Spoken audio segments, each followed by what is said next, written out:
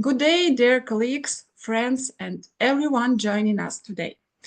Have you ever wondered how the synergy between business and academia can reshape the world, even under the toughest circumstances? And today, that's exactly what we are here to explore in this webinar, Fundraising and Beyond, Business Perspective for Academic Resilience. And I'm Katerina Boychenko, and together with my amazing colleagues, Katerina Juru and Stefania Oikonomo, representing Web2Learn, will take you on a journey through stories, insights, and opportunities that help navigate crisis and uncover new pathways for growth. But before we dive in, let's set the tone with a little fun. Could everyone share their mood today by using an emoji reaction here on Zoom? Whether it's a smiley face, a thumbs up, or even a coffee cup, let us know how you are feeling. It's great to see all your energy, even virtually. So please choose your emoji and we will see your feeling today. Thank you so much. So now let's dive into the Baltics for UA project. Its story reminds me of trees stretching towards the sun even when the soil around them seems depleted. The mission is simple yet ambitious to support Ukrainian communities in the Baltics by fostering university engagement and citizen action. From university social responsibility to upskilling academic staff and students, every one of you can be that hand that helps new growth flourish.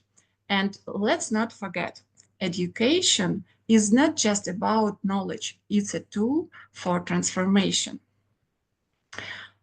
And all right, let's get to the numbers because we all love real data, don't we? And picture this, 728 participants, 23 citizen engagement actions, 12 publications. These aren't just stats. They are lives transformed. And you can see that this is data infographics only of the August. So now we have real biggest data. We've hosted 11 workshops that didn't just share knowledge, but also build bridges between students, researchers, and community activists. Each of these efforts is like a puzzle piece we're assembling together. And guess what? You're an essential part of this picture today with us at this webinar. And of course, our partnership are more than just logos on a map. They're a living network stretching from Tallinn to Lviv. Tallinn University, Kaunas University of Technology, the University of Tartu, and of course, Web2Learn are key players in this initiative. Each partner brings unique energy and expertise, and together we create a space where innovation and academic responsibility turn into real actions. By the way, if you haven't already connected with someone new among our partners, today is the perfect day to start it. So now let me introduce the amazing people who made all this possible for now. So this is our team, Katerina Juru, our managing director with a talent for seeing opportunities where others see challenges. Stefania Oikonomo, a research wizard who can make the most complex topics simple. And myself, Katerina Boychenko, thrilled to work alongside such inspiring colleagues. We believe in the power of community and are here to support each and every one of you. So, are you ready? Ready to explore how business and academia can come together to create something beyond expectations? The aim of this webinar is not just to talk, but to showcase real results. We'll share success stories, learn how to build resilience, and discover new ideas together. And don't forget, at the end, there will be discussion where you can share what was most valuable for you today. But at first, I would like uh, to know uh, what is your matter? What is your goal to participate in today's uh, event? So now I will share with you the poll, and please, what outcome of today's webinar do you find most valuable? Please select the option that resonates most with you. It will help us to understand what matters to you and how we can shape future discussions to make an even greater impact. So let's hear your voice. Please click on the answer that show us your goal to participate in today's event. Let's wait a few seconds. It's very interesting to know what is your main goal.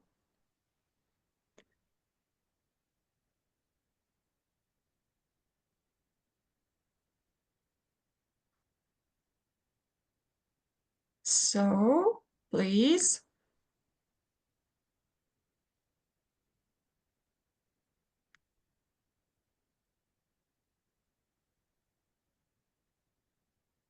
I will share the results with you, and you can see that it's interesting that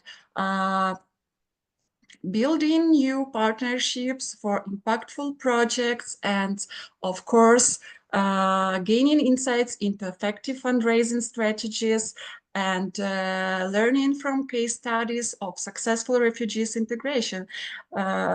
We have the similar results. It's very good that you are interested in partnerships, fundraising strategies, and to see the showcases. All this we will show you today. So let's move further. And first of all, we would like to explore the backbone of our project mapping. And here we have 128 business initiatives across the Baltic region. Each initiative isn't just a number, it's a reflection of creativity, compassion, and collaboration. And look at the other category, pleasant surprise. It held everything from hackathons to entrepreneurial consulting. It's a testament to how business can step outside their usual scope to meet extraordinary challenges. And of course, corporate responses were nothing short of remarkable. They addresses diverse needs, from psychological support to employability opportunities, and all driven by a clear structure and methodology. At Web2Learn, we developed a powerful methodology to guide these efforts, ensuring they weren't just reactive but sustainable. And it was about translating ideas into impact and actions into long-term solutions. And here a chart that speaks volumes. Accommodation and leisure services lead the pack, highlighting the importance of meeting basic needs before anything else. For example, financial support and legal counseling also stand out at 11%, empowering individuals to rebuild their lives with dignity. And these aren't just handouts, they're hand-ups giving people the tools to navigate their new realities. And what's truly inspiring is how businesses tailored their responses, addressing both immediate needs and long-term growth. And Latvia takes the spotlight with 69% of the initiatives, a true champion of solidarity. And Estonia and Lithuania also contributed meaningfully, providing and proving that support knows no borders. But here is an interesting point. Only 14% of these business initiatives involved collaboration with universities. This isn't just a gap, it's an opportunity, a call for academia and industry to work more closely. And of course, projects like Baltics for UA are perfectly positioned to bridge this divide, ensuring that future initiatives harness the full potential of both sectors. Estonia gives us an inspiring example with the Future of Wood hackathon. Picture this: students, designers, and entrepreneurs working together for 48 hours to create timber-based solutions for Ukraine's reconstruction. It's a collaboration at its most creative. Caffeine-fueled brainstorming, touring into real, impactful results. This initiative is a shining example of what's possible when people come together with a shared purpose. As they say, deadlines might be stressful, but they sure to spark brilliance. Latvia steps with a psychological support, a network that addresses three key areas: practical help, remote support, and mentoring. And this initiative by Idea Port Riga and Byte Latvia goes beyond more assistance. It builds trust and emotional resilience. What stands out is their ability to adapt to the unique needs of Ukrainians, whether they are just arriving or already on the move. And this isn't just about services, it's about creating a community where no one feels alone.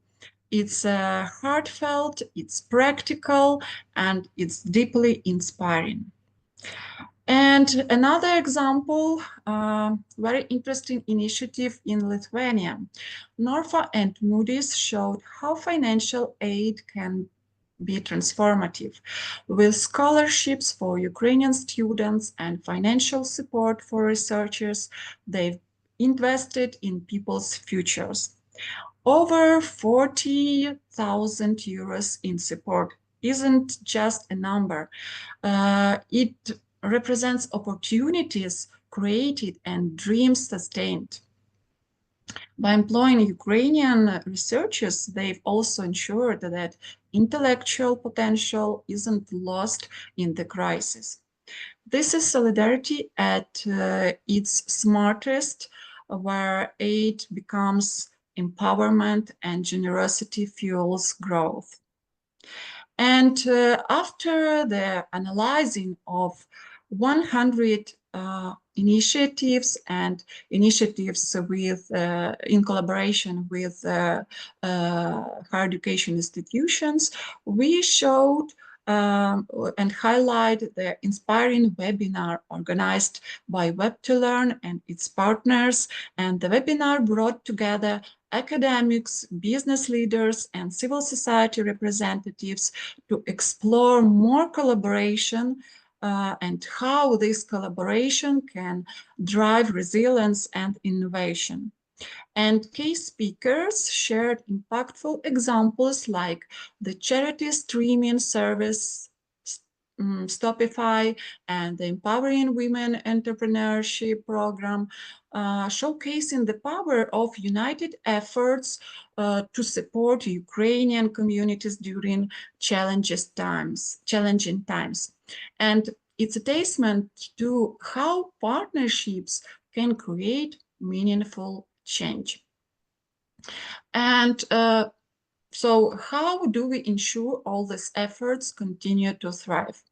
The answer lies in three key strategies: establishing collaborative platforms, encouraging corporate social responsibility, and advocating for supportive policies. It's like a recipe for success, where each ingredient complements the others. And together, these strategies can turn challenges into opportunities and ideas into action. And as we dived into the business academia collaboration landscape, we uncovered a variety of initiatives, and they reflected the ingenuity and compassion of the Baltic region. From psychological support services to accommodation solutions, it's more than data, it's a map of resilience and human connection. And when you think about universities, you might picture quiet libraries or lecture halls, but during this crisis, Baltic universities transformed into dynamic centers of action. Leading the charge were Vilnius University and Recibo University of Applied Sciences, showing just how two versatile academic institutions can be. And it wasn't just about teaching, it was about doing. And from workshops to employment initiatives, universities became the bridge connecting business and society. And if there is one thing this report proves, it's that academia isn't just about knowledge, it's about mobilizing that knowledge for real world impact. And we organized online experience cafe. Imagine a cafe where you don't just sip coffee, but exchange ideas that could reshape communities. And Web2Learn organized this cafe, a hub for academia, business, and civil society to collaborate. Here, the discussions weren't just theoretical, they were practical, actionable, and focused on crisis response. Representatives from every sector became together, proving that when we mix diverse perspectives, the results are transformational. And it's a powerful reminder that sometimes the best solutions are breathed over open dialogues, not just in boardrooms. At Web2Learn, we're proud to have been part of documenting these efforts, ensuring that the lessons learned can inspire and guide others in similar situations. And together, we turn a moment of crisis into a model of resilience. And now, let's take a moment to hear from you, because I'm talking and talking and maybe you are a little bit tired. So let's take a moment and hear something from you. Which sector do you believe plays the most crucial role in fostering resilience during a humanitarian crisis? Is it academia with its innovative ideas, businesses with their resources and agility, or civil society with its deep community connections? Feel free to share your thoughts. You can just talk with us, or you can write them in the chat. Every perspective adds to the bigger picture. So let's go create some insights together. I try to see if you raise your hand, but if you can switch on your microphone, please. Your thoughts. Welcome to the short discussion. What do you think? Maxim, please, the floor is yours. Yeah, it's connecting. Can you hear me well? Perfect, thank you. So, when we're talking about any kind of crisis, especially if it's economical, like private for you because you moved to a new country or started to work in a new industry or something, the main thing that you should, or you come to the decision that you could solve first is actually the communication issue, of course. So it's networking.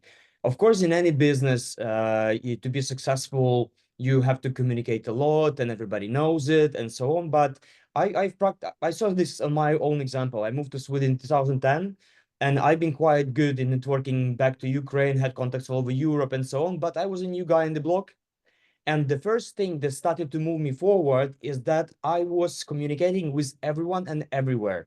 So I didn't take the personal coach for communication or something like this that exists nowadays.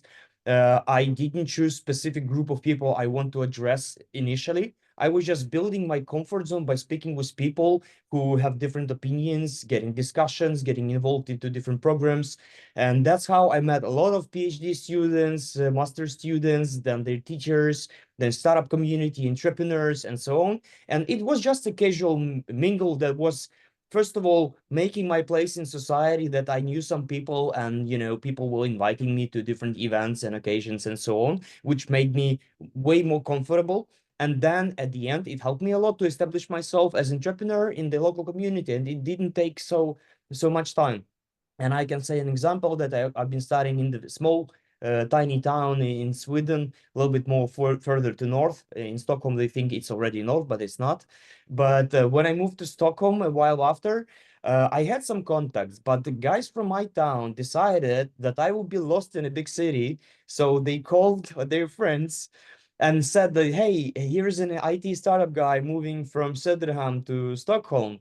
So you could help him. And first 2 months living in Stockholm, I was just meeting various people for coffee just because they wanted to help me or support me somehow. And it was a huge help. And it was just because I was communicating to people. So communication networking is step one. Second, everyone is downshifting when they move to the new industry or country or whatever. So for me, it was a disaster because I was coming for quite high position role in Ukraine in an international company, and then in Sweden I couldn't find job, and they were demotivating a lot, and a lot of people face it and disregarding their position before and so on. So the true decision was actually to not hiding your expertise, continue developing in your field that you're already expert in, and sharing this, trying to help people instead of asking for help. So when you already share your expertise, you build your resume around, and then it pushes you forward and brings you back to positions when you think you belong. Or if you underestimate yourself, you go higher. So yeah, communication, self-development, and just look around, talk to people. That's the biggest thing in any conditions, whatever crisis it is. Thank you, Maxim, for sharing your expertise. It was really useful, I think, because network communication, it is really the first step that everyone who leave Ukraine need to explore and need to use, because many people try to find some job, but they don't know how to do it. And if you are talking with a lot of people, make new meetings with new people, and meet new friends, new colleagues, it's always pleasure to grow up and to show that you have some skills, because I heard a lot of thoughts that our people, Ukrainians, need to nostrificate their diplomas, and it was a great Fine. barrier, and it is great barrier for them to find a job. But somebody goes with such a way that you told us, and it gives real results. Thank you so much. I Uh, have two small things more, small ones, so it will not take long time. So practically, a lot of people get stuck in their communities abroad. So Ukrainians, when they move, they get stuck in Ukrainian communities. And I would strongly recommend, of course, to communicate with local communities. They could help at the first hand, but never limit yourself on this. Communicate with locals, 100%. It's mandatory. I mean, it's just a rule. And then expats. Expat crowd is very flexible and very supportive. So all these three, so your local community coming from other land, then expat in the wider sense, and local communities, these all three is the master. Never limit yourself to one. So it's just practical because then you don't go out of your box and you stay in the same discussions over and over and you don't meet a lot of new people. Even though local Ukrainian communities are wonderful in many countries, and I had only pleasant experience, and I still communicate with several countries where I've been in touch. So it was really helpful. Yeah, that's maybe the biggest one. Thank And you. Thank you. and the last one, yeah, when you change your life significantly, you often push yourself to the limits and try to solve problems as soon as possible because you want to get back to comfort zone in a new surroundings. And it never works so, especially in new countries, first of all, because you don't know how it works. The country doesn't know much about you, so cannot make quick decisions. There is paperwork and stuff.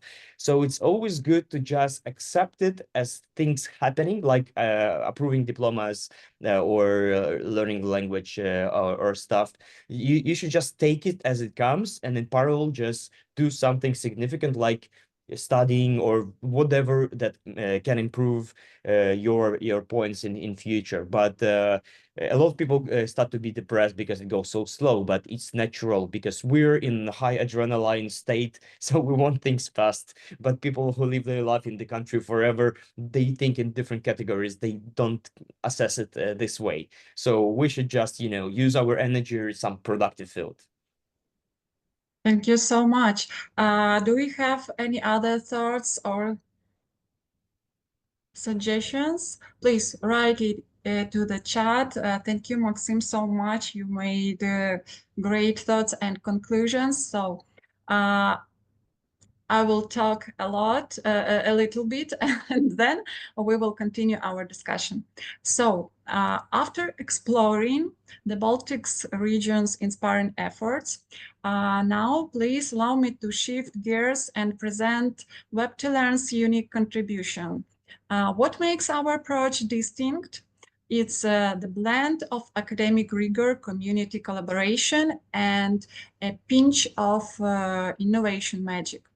And through the Agile project, we crafted a model that bridges academia, business, and society, especially in challenging contexts like refugee entrepreneurship. And our journey began with identifying gaps and opportunities. And we asked ourselves, how can we empower individuals, especially those affected by crisis, to become entrepreneurs and change makers? And this slide is a testament to our roadmap, starting with digital labs, advancing through hackathons, and the culminating in a crowdsourcing sprint. And each step builds on the last, creating a ripple of impact. And the first step in our process was all about ideation. Whether in a digital lab or a challenge format, the aim was the same: to spark creativity and co-design practical solutions. And in the digital lab, we brought together students, refugees, and business representatives. And imagine a room full of diverse minds buzzing with ideas that were then refined through master classes and expert feedback. And on the other hand, the challenge integrated these activities into university curricula, ensuring academic institutions played a key role in fostering innovation together. These sessions were like planting seeds for fertile soil and ready to grow into impactful projects. And the next step was hackathon, turning ideas into actions. And our participants included not only students and researchers, but also refugees and business mentors. And this diversity turned the hackathon into a melting pot of perspectives, creating innovative solutions in three key areas: educational tools, tech-driven community integration, and women's empowerment. And it wasn't just about winning prizes, it was about crafting sustainable solutions. And if you've ever been part of a hackathon, you know that the energy is electric. So sleepless night, lots of coffee, and at the end, goal to create something meaningful. And we want to show a short video of our winner of this hackathon. Let me share the video. If you can't hear it, please, if there won't be sound, please let me know. Imagine fleeing your home and arriving in a new country to find not only new challenges, but new opportunities to build a future. As a teacher of geopolitics, I often have conversations with my students about the difficulties that migrants face when adapting to their host countries. These discussions sparked the vision for the Learning Bridge project, a three-part initiative designed to empower refugees with the resources that they need to succeed and integrate. With a background in vocational training, I have seen how firsthand the right support can help others to transform their lives. My role in Learning Bridge brings this perspective, making sure that real-world skills and training is brought there for meaningful employment. Each of us has experienced migrating to a new country, though without the trauma of fleeing war. We know how challenging it is to adapt at the best of times. Through the Learning Bridge project, we want to support refugees facing far greater obstacles by making their journey smoother and empowering them to thrive. Acting as cultural advisor on this project, with roots in both Ukraine and Lebanon, Lila understands the unique needs of the communities we're here to serve because she knows their experiences. The Learning Bridge project is a three-pronged solution. EduBridge Camp offers business training and practical workshops directly in the refugee centres, while EduGenie, an AI-powered tool, provides offline access to a wide range of learning content. Community Bridge, our focus for today, not only offers the learning content, but also connects refugees to their network of mentorship, resources, and a marketplace where they can promote their businesses.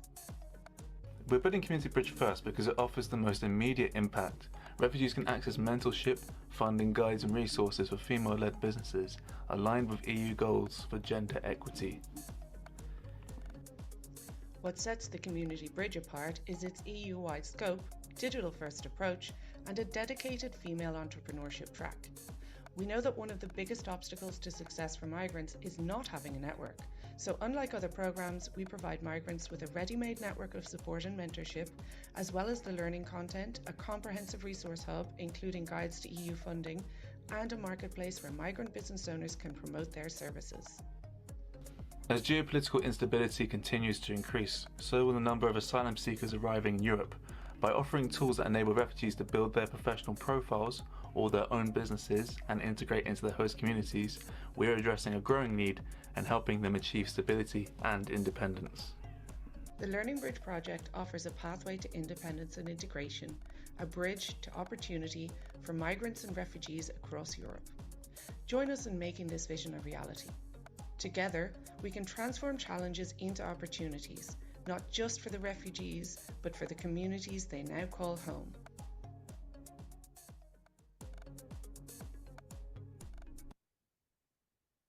So this beautiful video was recorded by them and they prepared it, imagine, only 24 hours of our hackathon. Impressed, really. And they couldn't be present today with us. Do you know why? because they won another competition as the best tool with using AI for education. And we want to celebrate this with this team, and we are really grateful, and we are honored that our hackathon was the first step and inspirational step for them to continue their project and to share this for other competitions. And now our last step in our proposed model is crowdsourcing sprint. And of course, it was the final stage, and where the focus shifted to engagement and fundraising. And we invited a wide audience from students to NGOs to review and refine the ideas generated during the early stages. And this wasn't just about showcasing solutions, it was about co-creating and building momentum. And participants presented actionable concepts for refugee integration in education, mental health, and entrepreneurship. And let me tell you, the feedback wasn't just helpful, it was transformative. It showed us how collaborative efforts can turn ideas into impactful realities. And together we proved that even in the toughest times, innovation and resilience can shine. Before we start in our discussion, I want to share with you the information that we have a beautiful podcast, and please scan, or you can also find them through the link and listen to our voices of engagement. So we will move on, and let's back to our bridge.